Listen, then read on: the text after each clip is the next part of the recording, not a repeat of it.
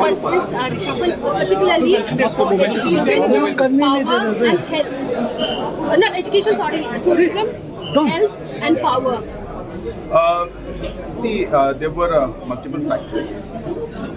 Number one, there was a very clear understanding with our coalition partners that as per their internal party decisions,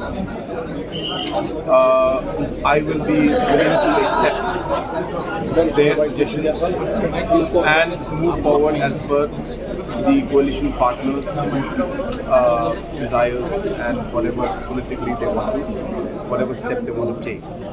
So when it came to the coalition partners, I have stuck with my commitment of the number of cabinet berths that I have given to them.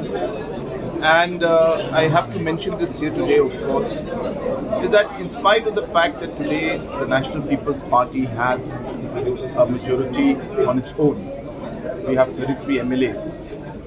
But I was very particular that when we have given a commitment to our coalition partners, we will not break that commitment. And hence, whatever commitment was given in 2023, in spite of the political scenario changing in the state and NPP getting sufficient numbers, we stuck with that commitment. So that's number one.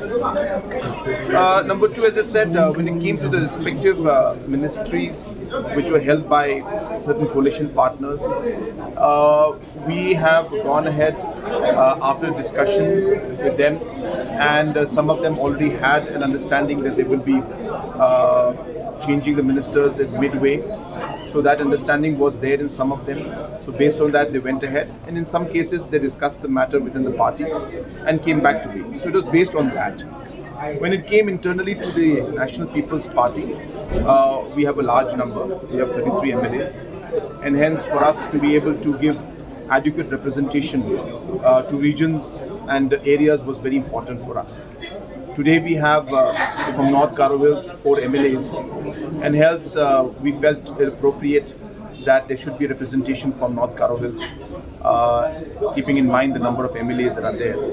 In Riboy also we have 4 MLAs out of the 5 MLAs, and hence there was a strong representation as well as a desire by the people of Riboy that there should be a representation from the cabinet from the Riboy district also. So these are the multiple factors, and different factors were considered, and based on which we have made the decision. Of course, this is not an easy decision for us. It's not a very simple decision for me. There are obviously challenges when we go ahead with this decision. There will always be certain people who feel in different ways. But we have tried to look at all the aspects. I have discussed very deeply with many leaders of the party, and based on that, we have taken the decision. And we are, as I said, the swearing in is now completed, and I personally am very satisfied with this. And now we will work next 2.5 years to complete the remaining agendas that we have in the different ministries. So why 8 MLAs?